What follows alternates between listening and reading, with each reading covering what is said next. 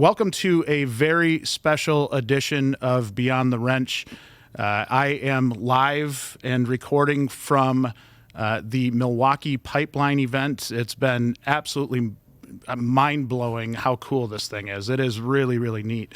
And I'm joined, my first lead-off guest is Leah Balto, who is the group manager of product marketing at Milwaukee Tool. That's a mouthful. It's a big title. Mm-hmm. We're going to dive into all of what that means, along with a lot of hand tool things, which personally, I'm pumped. I think this is going to be a lot of fun. So let's start off with your background a little bit and how you got into this position. Was this something that you dreamed about as a young lady coming up into this industry, or how did you get in this world? Believe it or not, I did not. I wasn't playing with drills when I was a little girl. What? I was playing with Barbies like all the others. But no. So as you mentioned, I'm the product manager covering mechanics hand tools. Been with Milwaukee Tool for about 4.5 years now, covering product for this category the entire time. And before that, I did product management at a couple other companies in wildly different industries. Yeah. So worked, in the appliance industry, the plumbing fixtures industry. So, but is there similarities between the industries, or is it way different in every aspect? It's the industries and the products themselves are way different, but the principles of product management are consistent. Yeah. Different companies do it different ways. I've been in different environments and seen kind of how companies adapt it. I really love the way Milwaukee Tool does it. Oh man, we talked about that last night. Like just the culture and the pride and just how many nice people there are at Milwaukee Tool. It is that Midwest nice thing really, really applies to Milwaukee Tool, doesn't it? Yeah. And it's not fake or forced. Like, that's why we want to bring you guys in and just spend a couple days with you so that you can see it and feel it for yourself. So hopefully that's coming through. Oh my goodness. We yesterday got to take a tour of a few different facilities, and one of those facilities we walked into, and a lot of people, including you, I think, were clapping all the way up this the 4 stories, and I had no idea that was coming. So when I walked in, I was like, "Oh my goodness, this is wild. This is crazy." We call that the beehive. I can see why. Yeah. It was it was great. But the reason we're here today is to talk a lot about these hand tools and the evolution of hand tools with Milwaukee. I think I've talked to several people at this event in that this is really, Milwaukee as a whole in the automotive space has evolved a lot. But when it comes to hand tools, it's one of those things where I don't think it gets talked about enough, right? We're not, we see all the really cool power tools, and what I think a lot of people are missing out on are all of the changes within the hand tool lines, right? What can we, I guess, what's driven this? What's driven all of the innovation with the hand tools? A lot of times, even something as simple as a wrench, you're not ultimately thinking there's a whole lot to do there, but you guys push the limits on everything per usual. Yeah. I mean, that's exactly what people said when we started getting into the hand tool space. They're like, Milwaukee Tool, you do cordless. And so we always like to say, we're not a cordless power tool company, we're a solutions provider. And then you'll see that with all the expansions of product line. I mean, lighting and lifestyle, PPE, hand tools. So we're really focused on bringing that full solution to the end user, in addition to delivering best in class on our cordless. Yeah. A little bit of history about hand tools. So we actually started getting into hand tools in 2010. And it's a lot of people still don't realize that we even have hand tools. So we've actually been doing it for about 15 years or so. Wow. It started, I like to share this story. So Tim Albrecht, our group president that you heard from this morning, he would go around with a duffel bag of prototypes for hand tools doing research. And in 2010, we launched 8 hand tools. Wow. And everyone told him, they're like, "You're crazy. How are you going to innovate in a hand tool?" And now we're, an entire business unit within the company, and our business unit just hit $1 billion globally. Oh my goodness. Yeah. So it's been a really cool journey. We started with the basic hand tools, fastening, screwdrivers, pliers, and then specifically on the mechanics hand tools, we started really getting into mechanics hand tools in about 2018. Okay. We've been launching a lot of product since then. I mean, as you know, technicians love their hand tools. Yeah. You got to have the right tool for the right fastener for the right job, and that means that there's a lot of them to launch. So we've been very busy launching to get full product line that's going to meet everyone's needs and application. I guess there's a lot to get to here in our 45 minutes. So I want to dive right into the tools. Let's do it. What do we have in front of us here? All right, so in between us, we have our 300. Start here. Yeah, let's All right, start here. Let's start here. In between us here, we have our 366-piece Master Mechanics hand tool set in pack out, and we have one of the trays as an example out here. So each one of these drawers will have a durable reinforced tray. So you have your high-density EVA foam on the inside there, but then one of the things that we saw when we were doing research on this project was other foam trays, if a technician didn't know what size socket they needed and they didn't want to grab a handful of sockets one walk across the shop, sometimes you just it's easier to take the whole thing with you. Yeah. And with existing solutions in foam trays, when you have the weight of all these tools, like it's kind of awkward and floppy. And they all fall out. Yeah. And so that was something that we were hearing about from end users. And so we said, well, why don't we add this, rigid, reinforced base layer, especially it's going to be in pack out. We want it to be modular. We want it to, move with you. So we have created these nice, handle grip areas. And so that's what each one of these trays within this set is going to look like. And some of our innovation inside the set, with our sockets, this is my favorite story to tell. So all right. When we first started getting out into looking at mechanics hand tools, and everyone was like, how are you going to innovate a socket? Like, it's a socket. Yeah, it's round. It's yeah. And so this is how we discover our innovation. We go and we talk to the end users who are doing this every single day. We don't just talk to them, we also watch them and observe, what workarounds are they doing? What pain points are they running into all the time that they don't even articulate because it's just, second nature. So one of those things, every time they were working on something, you need to set a socket down, have a free hand, you set it down and it rolls away. It is frustrating. Absolutely. Exactly. And so we made our sockets with floor flat sides, so it doesn't roll away. That is so helpful if you've got a car on a lift. Totally. And a lot of us will put a socket on the lift and it might get tipped over, then it rolls over. It feels like no matter what you do, somehow that's going to roll in the most inconvenient spot that you couldn't roll it in a more inconvenient spot. Mm-hmm. And having something that simple of an idea is really, really impactful. And maybe you're not spending that 10 minutes looking for the socket that just rolled off and come back even more frustrated because you just lost the time of that socket rolling off. Yeah, and innovation doesn't have to be complicated, right? Like it's innovation to us, and we follow this a lot in hand tools because hand tools they're basic tools, but right. You were able to find innovation by really, really digging in and having that focus on the end user and listening and understanding and observing. So, back to our earlier point when we started getting into hand tools and people are like, how are you going to innovate in right. hand tools?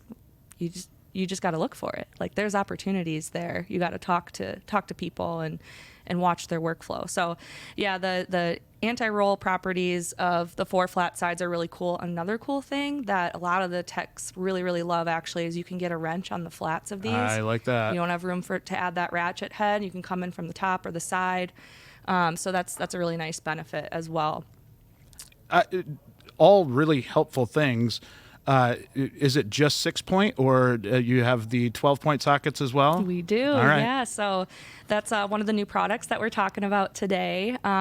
So we have out in the hands-on space, we're showing our full lineup of 12-point sockets with the four flat sides. Those are shipping now, so run out and get them. And we also have e-torque sockets available today with the four flat sides. And then we are launching early next year an expansion on our bit socket lineup. So I actually have a couple. All right. here. Do you want me to move this out of the way? I'll or just no, grab you're one good. socket. All right. Yeah, so you'll see the four flat sides again. And one of the pain points we saw specifically with bit sockets, a lot of the existing solutions have just a round chrome base and the bit is press fit in. Yes. there's a lot of durability issues with that. Yeah, they fall out. Yeah, they fall out, they snap off, they wobble inside the socket. So we wanted to completely eliminate the possibility for that to happen. So all of our bit sockets are out of one single forged piece of steel. So there is no separate bit that has the opportunity to fall out. So that gives you that durability. And then also the 4 flat sides really help with create a slim profile as well when you're in those really tight spots.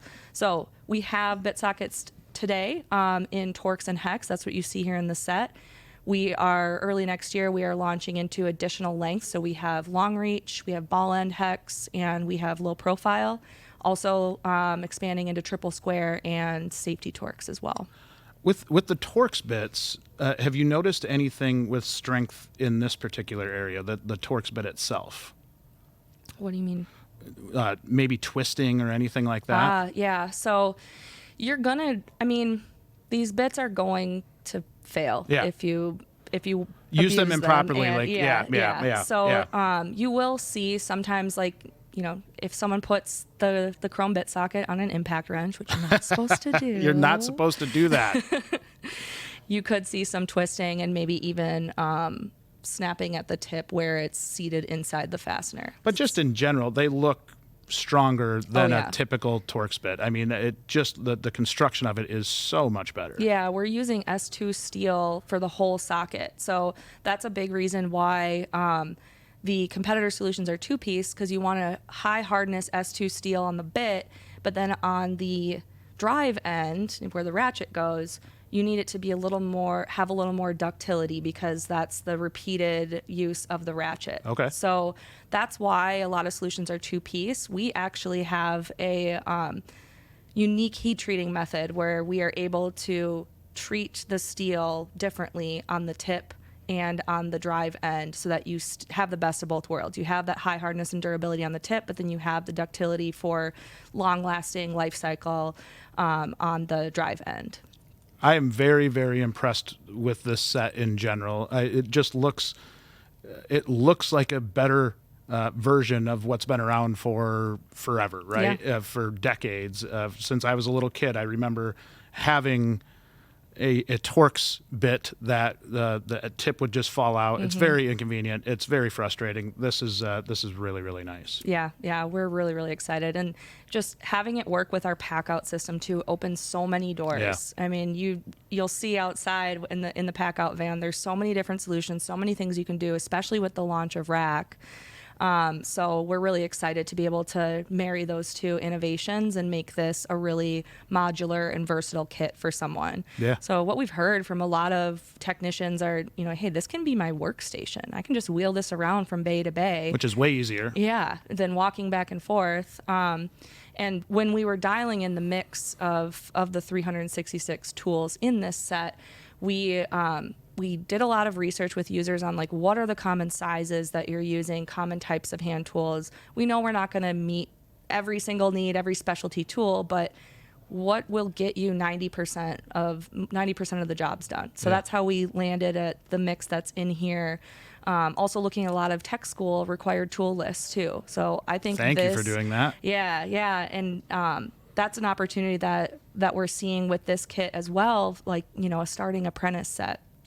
And we've been working with a lot of the schools in ASE. We have a few of these units floating around, have some instructors trying it, and they love it, especially with the foam too. You can easily look at it and see if you have a socket missing, so that helps them keep track of them too. Oh, it's so nice. And with the way this is laid out, if a piece is missing, it's pretty apparent that a piece is missing. Yeah. That's really, really helpful. Did George see it yet? George did see it. He All loves it. All right. If it's George approved, I guarantee it's good. But no, I think there's a huge opportunity there. That's a huge barrier in our industry as a whole, is that tool cost investment up front, mm-hmm. and on top of a number of other things that are a challenge. If we can start to remove those barriers for those entry-level technicians, that's hugely, hugely helpful. Yeah, we've also heard from shop owners too. our workforce is dwindling. There's not enough people coming into the trade. So we really, a lot of people are talking about that now, which they should. And a lot of shop owners are trying to think of unique ways. I mean, I'm sure you've heard this too from shop owners, thinking of unique ways for employee retention and recruitment. So what some shops are starting to do is, okay, maybe we provide the tools for a new technician. If they stay on with us for a certain amount of time, year or 2 years, then they can keep it. And for the shop, you don't want to have to type in 300 different part numbers. No. When, there's enough for new hire onboarding that you got to do. So having this be one kit, one click, one SKU that you purchase is something that the shop owners have really, really liked as well. Oh, I can imagine. Now, what else do we have as part of this kit? Oh, let me tell you. I'm excited to look at the rest of it as well. So we have 3 pack-out toolboxes here that are on a rolling dolly. So this whole thing comes with everything you see here, including the dolly as the master set. But we're also selling these pack-out toolboxes as their own separate kits as well. So we've organized it in a way so this top stack actually has all of your sockets. So that tray is in the top drawer here. We have it separated out by all your metric in one drawer, all your standard in another. You get 1/4, 3/8, and 1/2-inch drive. Ooh, I love that. Yeah, so this is the metric set, and then you have the same thing with the standard. And that's clean. Yeah, here you have the bit sockets, and so you got some impact sockets here too.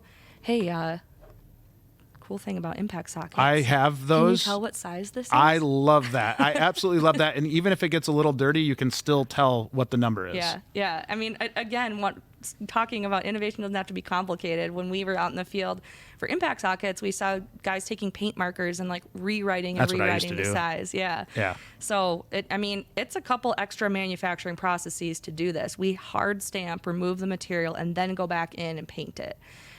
So this is not going to wear away. You're going to be able to see the size of that socket for years and years. Very underrated. That is so helpful. Yeah, absolutely. So that's innovation on our impact sockets. And then on the bottom here, you have all your ratchets, nice extensions. Ratchets. Yeah, you got your adapters and universal joints. So that's this top stack here. This is a 242-piece ratchet and socket set. All right. And then in the middle here, we have our combination wrenches. So again, separated by metric, all in one drawer, SAE in another. You have a 15-piece set of the non-ratcheting wrenches. All of our combination wrenches on the open end you'll see these grooves here.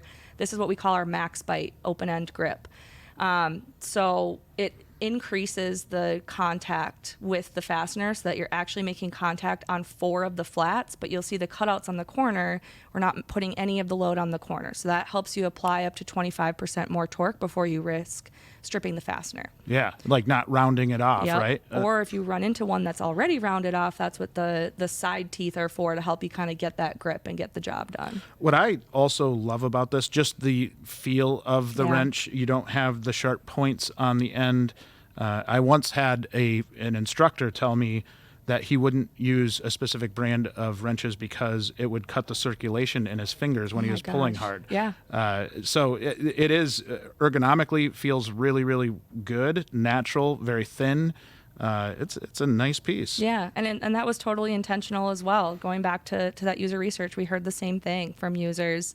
And, just sitting here holding it in your hand, you probably can't tell much of a difference between something that's a little rounded off and something else. But all day, every day, especially when you're putting all that torque on it, users they notice the difference. So even just that rounding of the sides for the I-beam handle is really makes that different. Really nice set. As I'm looking at this, the way that it's stored with the foam is just awesome because you don't have wrenches kind of flying all over the place. And in fact, I don't think you could if you put them in properly.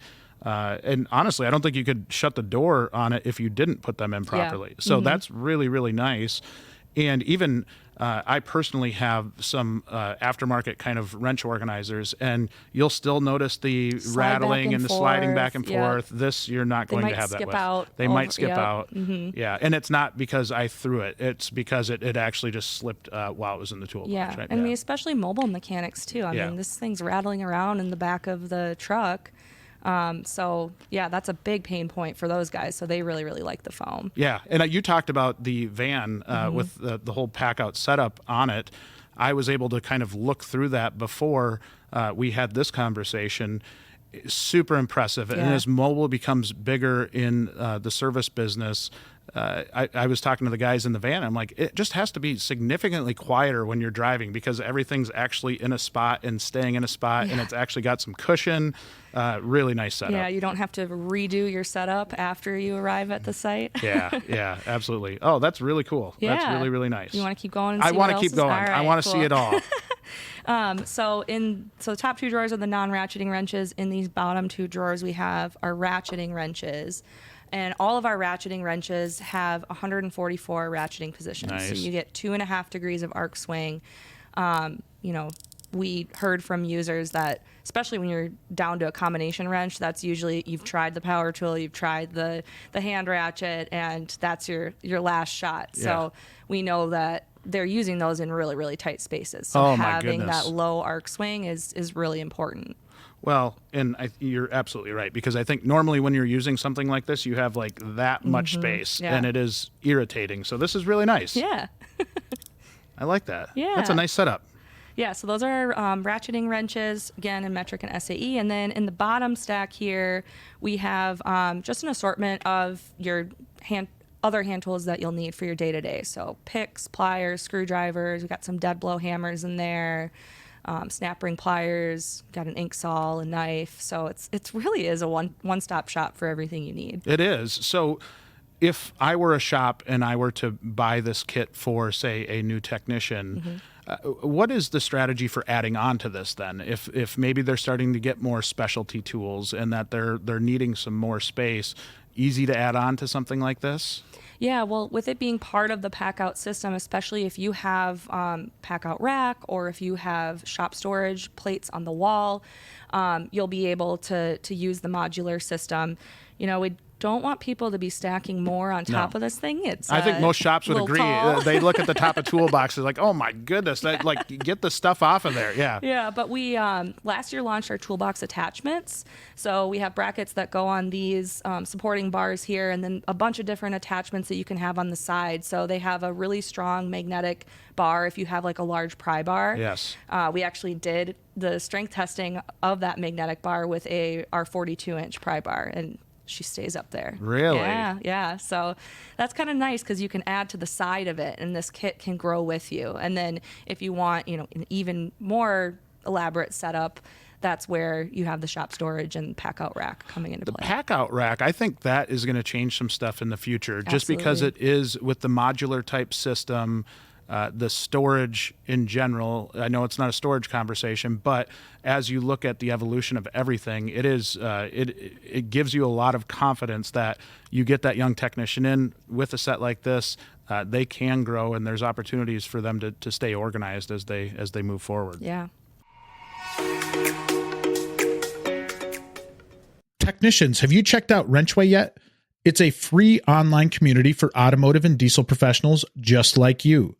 Whether you're job hunting or just looking to connect with other industry professionals, WrenchWay makes it easy to explore opportunities, stay updated on industry news, and help promote the technician profession. With WrenchWay, you can see detailed job info you care about before you apply or interview, stay in the loop with what's happening in the auto and diesel community, explore technician compensation in your area and across the U.S., track your certifications, and much more. Join the WrenchWay community for free at wrenchway.com or download the WrenchWay mobile app. Links are in the show notes. One thing I did want to dive a little deeper into was you mentioned going into shops and being able to observe stuff that maybe they can't even say or they can't communicate. When you're going into a shop, how is that process, or how does that work? Is it kind of awkward at first, or you go in and say, "Hi, I'm Leah, and I'm just here to watch you"? Yeah, it can be. Yeah. It's weird when a stranger comes into your shop and says, "Can I sit in the corner and just watch you?" So I try to make it as less awkward. Yeah. But no, so product managers at Milwaukee Tool we work with our job site solutions sales team. So that's a team of people who are all across the country who are part of our sales team, but they are selling the brand to end users. So they're distributor neutral, and they're going out and selling the brand and getting that end user demand. So they have a lot of great relationships with end users. So we partner with them a lot for research, but also, just walking on too. I mean, it's really easy to do for automotive shops. Yeah. Like I don't envy some of my counterparts who are having to chase, a construction site, throughout the process or, around the state. There's a mechanic shop, on almost every corner. So I can just walk in and give them some free fastback knives and say, hey, can I just sit in the corner? I you promise can have whatever I won't you bug want you too then. much. Yeah. So when you are observing, is there anything you're looking for, just a frustration? You're looking for something where what I'm trying to get to is, how do you question something like a socket rolling off where I probably wouldn't even think of that, right? Like how does that idea come to mind? Mm-hmm. Yeah, and there's different types of research that we do depending on the phase of the project. So they're, anywhere from the wide open, like, hey, I just want to watch your workflow. That is where we actually uncover a lot of innovations and those unarticulated innovations. Even just watching them, that's part of how this was born, is we watched the technician walking across the shop back and forth so many times. We're like, what if we could save you some time so you didn't have to do that? It's high level watching the workflow all the way throughout our development process. So, for the sockets, for example, we had very targeted, specific conversations about the sockets, and the questioning is an art, because you don't want to lead them, you don't want to put words in their mouth, and you don't want to talk too much. Yeah. That's the biggest thing, is you ask open-ended questions, let them explain, kind of dig deeper if you've heard something that sounds interesting. I have a lot of conversations at the toolbox where they're showing me what they currently use and talking about pros and cons, but then I marry that up with the observational research to really get that holistic picture where, I'll sit next to them while they're working on something, and I might jump in every now and then and be like, hey, why'd you do that? Or what's that for? And a lot of times they're like, oh, I didn't even think about it, because you've been doing it for several decades at that point, right? Yeah. That's those workarounds that they don't even know that they're doing every day. So it's one, I give you a lot of credit for that, because that would be really, really, it takes patience, right? Because you're sitting and observing. Two, I would be terrible at that job, because I would definitely be the one leading them into what I was thinking. So it's definitely an art. Yeah. And so have you, as you're observing, has there ever been anything, this is going to be a really vague question, so I apologize for this. We'll leave it a little open-ended. We can talk about it. But are you practicing your research questioning? Yeah. I'm trying to get better at it. Trying not to lead you into an answer. But has there been a light bulb moment for you that you can recall where you're in a shop and you're like, oh my gosh, that should be fixed? Yes. All right. I'm going to grab it. Okay. My favorite tool is here. It's in one of these. There we go. Oh no. I got you. All right, so this is a humble hose pick. Everyone asks me, what is your favorite product? This is it, and I'll tell you why. I have a personal attachment to her. My very first project at Milwaukee Tool when I started was on a hose pick set. And the person before me had done some research already, and team was going down a direction, and I was in the field watching users and listening to them, and what I saw was they were taking a flathead screwdriver or a pry bar when they wanted something flat, because the hose picks that they had today were really sharp, and sometimes those damage the inside of the hose. They wanted something that had a blunt edge that they could really put some torque on, because those hoses get really stuck on. Oh, they stink to take off, yeah. Yeah, so they were taking a flathead screwdriver or a pry bar, but those have the sharp corners. So I said, what if it's flat, but you rounded the corners and maybe gave you a better angle for some leverage? So the flat hose pick. That is brilliant. Puncture protection, no puncturing of hoses.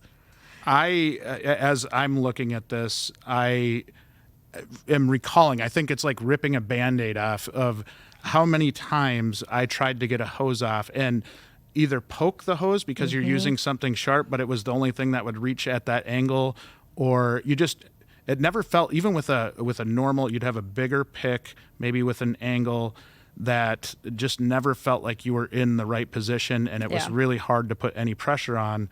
This is more of almost like spoon style a little bit, and that is cool. And that one comes in a kit. So we do have 3 other geometries, just like you were talking about, because sometimes you need to come at different angles. So we have your typical offset, your angled hook, and all of those have a point on them that we've actually intentionally made dull. I'll grab another one. Yeah. I'm also noticing handle-wise, it's not just the normal circle handle. Yeah, and that's also intentional. So we want to make it ergonomic and easy to use. That was the other thing that we heard on research with these are the durability of those cushion grips in the market today, especially in an automotive environment. The chemicals just eat away at that thing, and then it's just disintegrating, and it's not good for anyone. So we wanted to do an overmold that would have that durability. So we actually do solvent testing for all of our products, and we submerge it in gasoline and brake cleaner and leave it there for 24 hours, put it through the ringer to make sure that it's going to hold up. So these handles are very durable, but also ergonomic, so that it's in your hand all day, every day. And that over time, if it's the wrong tool or the wrong geometry, could really cause long issues. So we try to bring ergonomics and comfort in all of our hand tools. But yeah, you can feel here that we have a specific grinding spec on those tips so that they are thin enough to fit between the hose and the fitting, but not sharp where they will damage the inside of the hose. Oh my goodness. Yeah, my engineers didn't love me when I told them. I was like, it needs to be pointed, but not too pointy.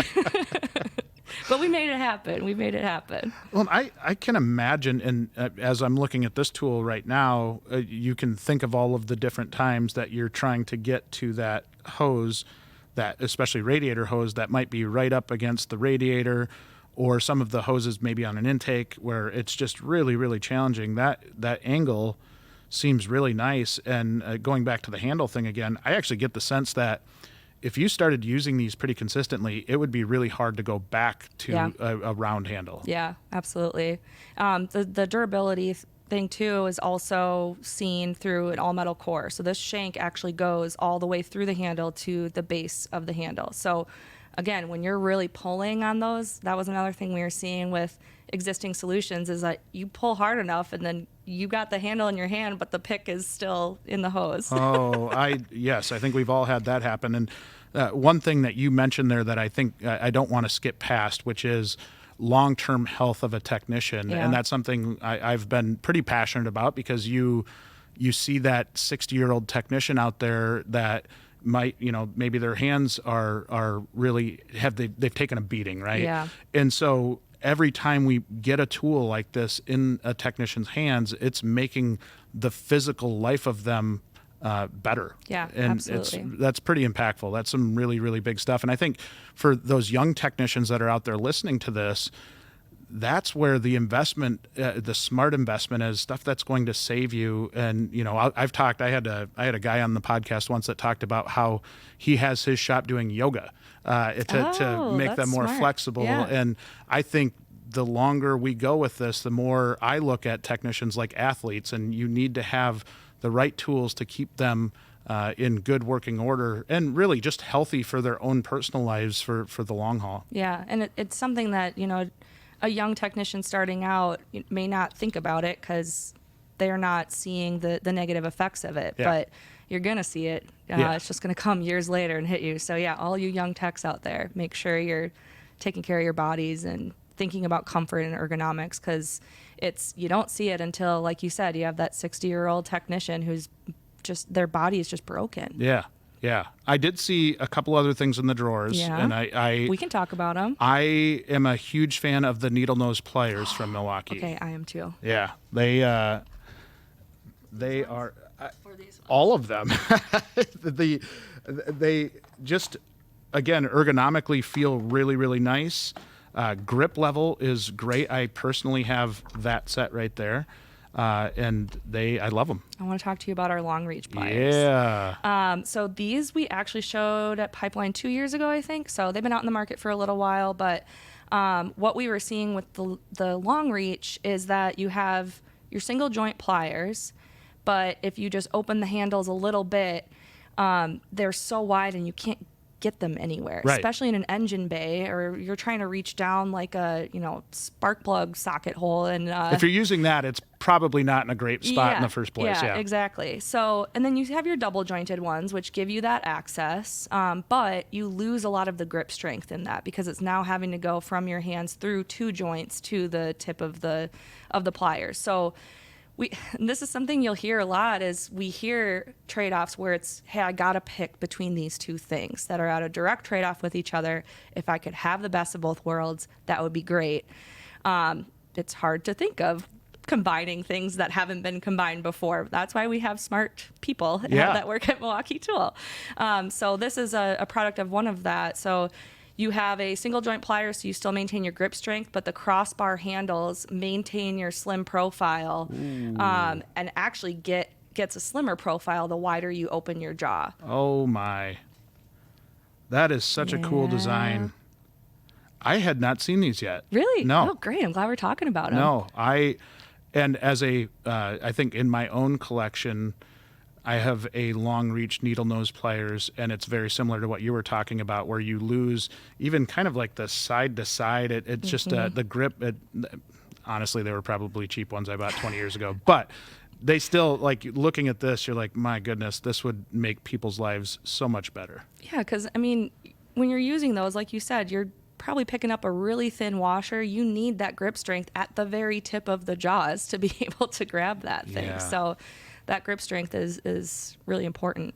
I'll be putting an order in for one of these pretty soon. Yeah, we have these in the long nose straight and 45-degree angle. And we also have them in 3 different sizes of hose grip pliers. So you have that sort of rounded end. Yeah, and still have teeth all around the jaws. So if you're trying to take those smaller diameter hoses off, you get a really nice grip on those. Big fan of the pliers as well. Love. Yeah, love them. Was there anything else I missed in the box as we're going through this? Because I do want to ask you about some other things after this. Okay. No, I could keep talking about. I think we could talk about this all day, couldn't we? Just kind of go tool by tool. Well, I don't want to bore you or your listeners. No, this has been amazing, and I think what I want to ask about is, how do you keep pushing the limits on things, right? Because if you're going into that shop and you're seeing kind of I don't want to call it low-hanging fruit to start with, but as I've sat through quite a few Milwaukee presentations now, how do you keep pushing the limits on that so you can kind of keep identifying these pain points for folks and try to fix them? Yeah. It's part of our culture and our mentality to, always be looking to improve. And I mean, you heard it in the general session today, we're always looking to disrupt ourselves. And I think it's that mentality of almost staying a little paranoid and continuing to act like you're the underdog and you have, something to prove. I think that mentality is definitely at the heart of it. We're pushing boundaries, discovering new solutions, but then we're not forgetting about those solutions when we launch them. You'll see, we're on Gen 2, Gen 3 of certain products that have been in the market for a while. In terms of, you got the low-hanging fruit, we keep an eye on other sub-trades too. So, for example, on mechanics hand tools, right now we're really, really focused on that aftermarket automotive service technician. But, you have your diesel and heavy equipment technicians too. You have your paint and body. Even like your quick lube and tire guys sometimes have different needs than your all-around aftermarket service mechanic. So that's typically what we'll do is we'll identify an opportunity. We'll go deep in that opportunity, not just scratch the surface with a couple of SKUs and move on to the next thing, but make sure we have a full offering and then figure out what adjacencies we have and see where we can keep digging. Yeah, it kind of resonated with me in the session this morning too. I think somebody talked about the subsegments of each industry, and how you're making tools more and more specific for specific jobs, and something as simple as a hose tool is hugely helpful. And it took people to really kind of look at that and say, there's got to be a better way. And as you kind of start to get into like when you start to get into a shop and you look at all of the different jobs in a shop, that's where I don't think it ever stops, right? You kind of pushing the limits and seeing maybe that lube tech that's struggling with things. There, a lot of our industry will a lot of times just gloss over that person, and it's a shame because you can make their life better right off the bat. You can make their life simpler right off the bat by actually intentionally looking at what they're doing. Yeah. Well, and I mean, the vehicles themselves are constantly changing too. And we know that that's opportunity, right? Yeah, totally opportunity. But we know that the vehicle manufacturers who are putting them together are not thinking about how you will take them apart. No. So it is not easy to take those things apart. I do not envy you guys having to do that work. But yeah, I think that's going to keep it fresh and continue to present opportunities for us to provide solutions that, adapt with how vehicles are adapting in the market. Well, as we conclude the podcast,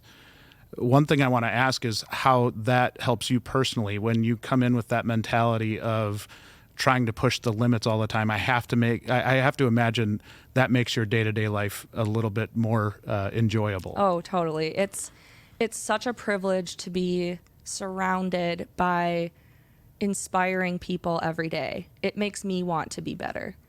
I feel like you hear everyone at Milwaukee saying this over and over and over. It's our culture. It really, truly is. It's the people that we work with that really make my job so rewarding. And especially on the product side, the reason I've stayed in product for over a decade is, I'm helping people. I'm helping the end user, and it's so rewarding for me to, at the very beginning of a project, working with a technician and maybe just asking questions. I don't have any ideas yet.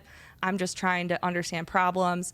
In the middle of the project, I'm bringing them a 3D printed prototype, the first samples off the tool, making tweaks along the way. And then at the end of the project, when I get to deliver them their shiny new package of this tool that they helped build, their eyes light up and they're just so happy that someone listened to them, that someone solved their problems.